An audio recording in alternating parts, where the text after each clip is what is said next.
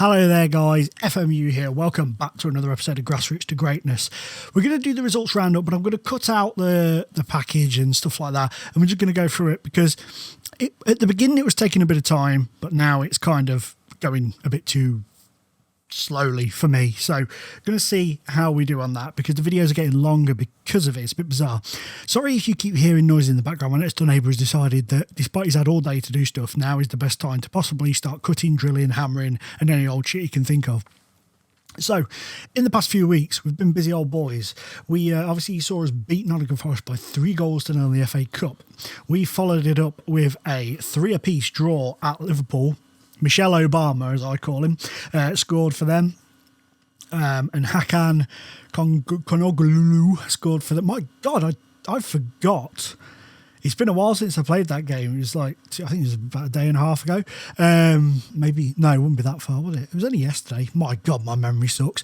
They were 3-0 up after 7 minutes, motherfunkers. And then we came back into it. Diaz, Abakarov with the goals for us in a very lucky game. I'd say, to be fair. Leicester were up next. We beat them by 4-1. Sean Goodwin, the Messiah he's turned into this season. Melvin De Hoy and Bakarov again with the goals there. Fully deserved. Leicester didn't stand much of a chance. They were woefully poor. Then, out of nowhere, we went to Hull and got walloped by 4-1. Jordan Ibe with a goal in that bad boy.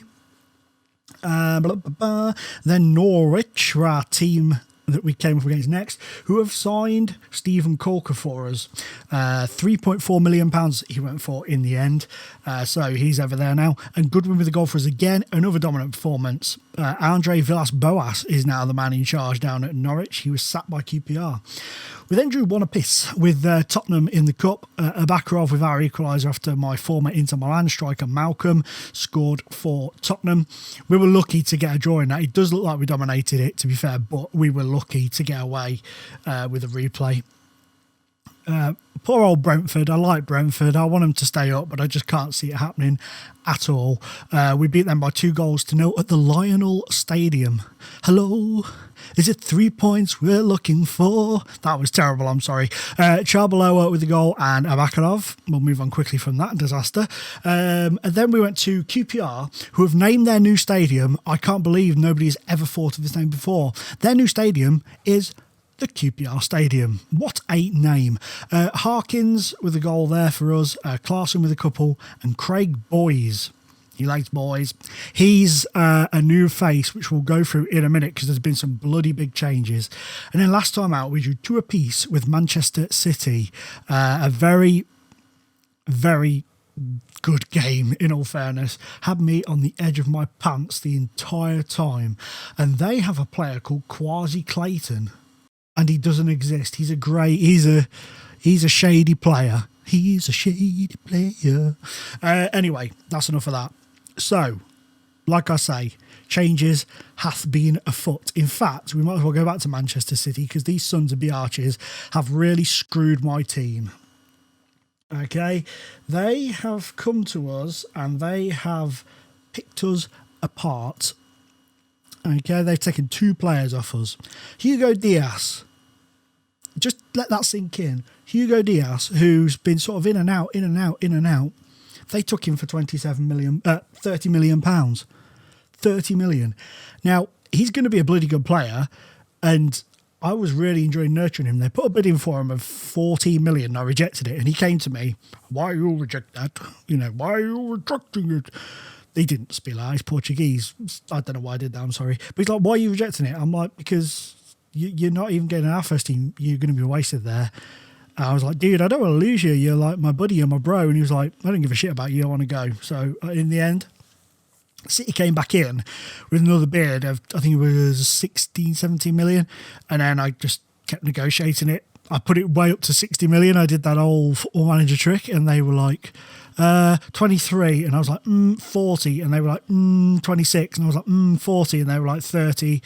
And I was like 35, and they were like, no, 30 is the final offer, and he was going to get pissed if I didn't sell him, so I sold him. The next one was literally 4 hours before the end of the transfer deadline, and they came in for Jordan Ibe.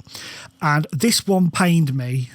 I mean, it was harsh. I didn't want to let go of Diaz, but Jordan Ibe has been fantastic for us this season. I really did not want to let him go. So I rejected their initial £20 million bid, and he came storming in as well. Why you stop that? Why you stop me moving? I want to go in it and all that sort of stuff. I don't know if Jordan Ibe would use the word in it. I've never actually heard Jordan Ibe speak. I don't know if he's a bit like Raheem Sterling, you know, one of the In It Boys squads with their big, huge baseball caps on their heads and all that sort of stuff. I don't know. But anyway, Jordan Ibe comes along and he's like, dude, I want to go. And I'm like, mate, I don't want you to leave. And he's like, I know you don't. And he was actually really nice. He was demanding a transfer, but in the nicest way possible. He was like, I just feel like I need to test myself at this level. I don't want to fall out. Just, sometimes, boss, when you love somebody, it's better to set them free. And I was like, okay, if they match your evaluation, you can go. They came in with a £12 million bid. And I was like, I know exactly what you're doing. Manchester City on Football Manager are cunning. And they were trying to basically snip it, get him pissed off with us so that we'd have to sell him cheaper. I held my ground and got 27 million for him in the end. So I was happy with that. That left us, of course, lacking in numbers, rather painfully in two positions that I love to have great players in, basically. We were screwed in terms of right-sided midfielders. We've got right-side, left-sided midfielders. Gareth Bale's unhappy because he's not getting enough games, but he's starting to get them now that Ibe's gone. But in terms of the right-sided, Sean Goodman's picked up a knot. We do have, obviously, Tom Lafitte, who's been involved and scored for us lately. And we also now have Craig Boyes. And there he is. And he's actually scored for us once already. He's come from Tottenham, and I used the tactic that Manchester City used on me. I made an offer for him and they countered it with we want, and it was like £28 million. So I cancelled it. Then it came up in the press, he's really unhappy because they didn't let him move. So Tottenham responded with, we'll sell him, somebody who wants to leave, somebody comes in, we'll take back. So I offered them just under 6 million and they rejected it. And I went back, and then he got angrier, and I went back with the same bid again and again and again. And I threw in some add-ons, of course, the usual, if they play for this and do for that and sit on the other, then they'll get this much amount of money. And in the end, they caved, they accepted, and he moved. And I like the look of him. He's a very good player. He's got good acceleration, decent pace. So we've kind of replaced Ibe's pace a little bit. Paste? We've replaced Ibe's pace. And he can play on the left side. So that's what we needed. That's what we've got. I'm very happy with that. We've also picked up a guy whose name is Frank Jolly. And when you see him, you will concur he is far from jolly. Look how miserable he is. He is a miserable, miserable man. And he's come in for, £1.5 million. One of those players where I like the look of him, I like his stats, but I don't know where he's going to go. I don't know if he's going to make it or not. So he's one of our bravery tests, so to speak. And then there was this guy, Mr. Anthony White. Oh, no, right, sorry. I don't even know my own players.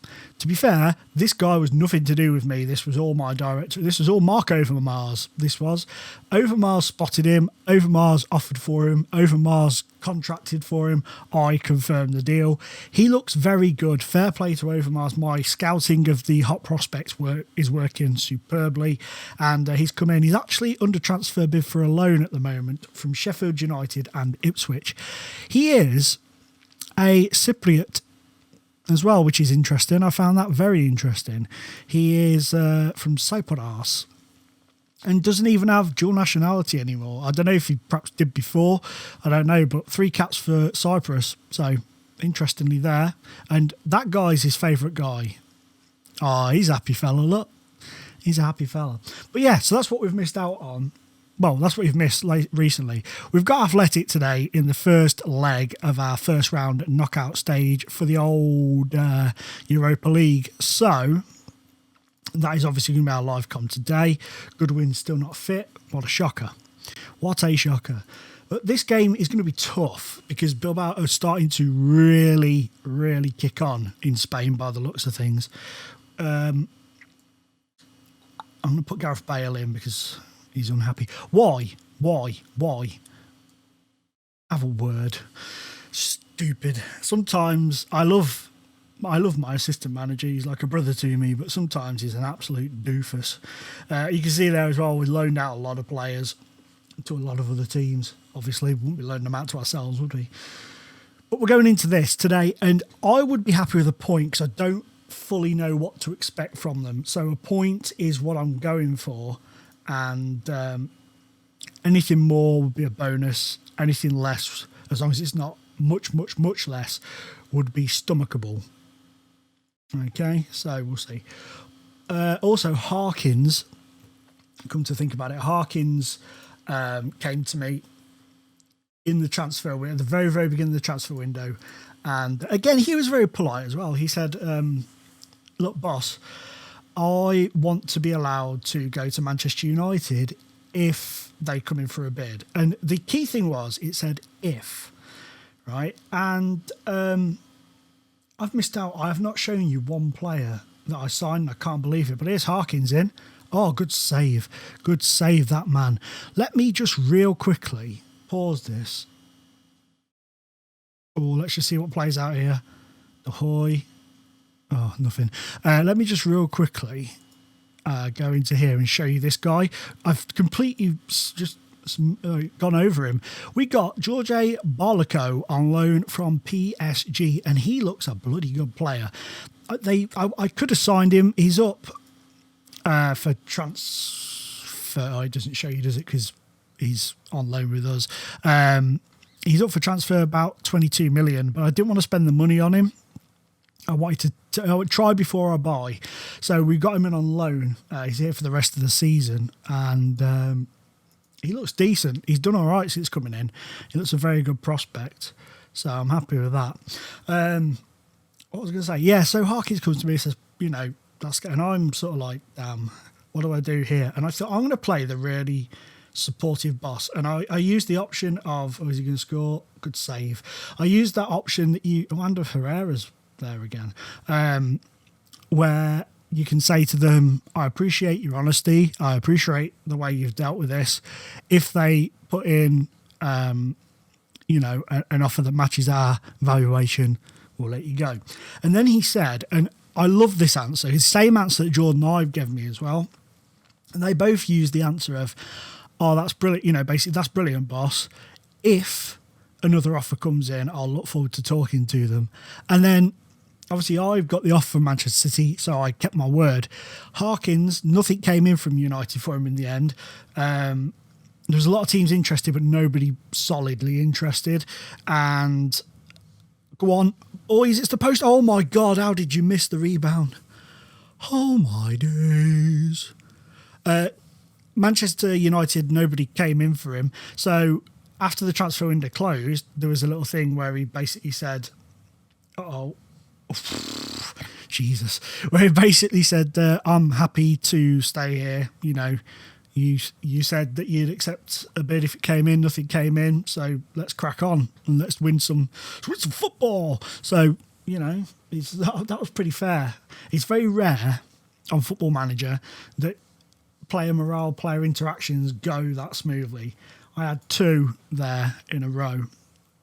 And then you get other players like, I can't think of any now, but you've seen players on this save in the past be like, oh, I want to leave. And you're like, we can do this. No, we can't. You're lying. And all that sort of stuff. And we had that thing with the board, didn't we, at both St Mirren. Oh, what a save onto the post that was. We had that issue with St Mirren, didn't we, and with Inter. Inter probably more of a kick in the cobbles than St Mirren. Go on. Oh, he's gone in. No, it's not. What the hell? That looked like it had gone into me.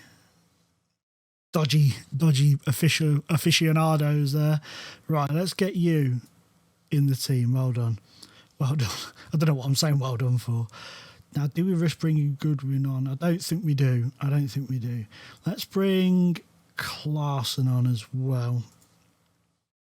Davy Clarkson. Davy Clarkson's starting to lose his grip on the first team. He got a bit of a knock and dropped out of the team, and he's kind of really, really struggled to get back in and hold a place. All the other players have just sort of overtaken him at the moment. All it takes is one game and he just suddenly starts smashing goals in again and pulling off amazing passes and stuff like that. Here's backer off. Oh, he's in. Oh my God, what a woeful finish that was. Dear Lord. That guy next door with his bloody saws and drills and stuff.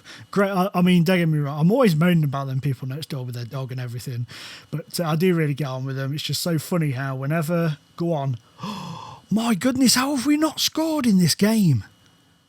Oh my life. So yeah, I get on with them really well. It's just it just amuses me that whenever I try and record, they do something or their dog does something. It's quite comical, really. Come on, don't let them score in this last highlight. That was a poor game. I apologise. 0-0. I'll just let him do the talking. Oh my life. Well, that was disappointing, but at least we kept a clean sheet. I mean, we could have done with getting a goal, because now if they get one in the next game, that gives them massive advantage, doesn't it?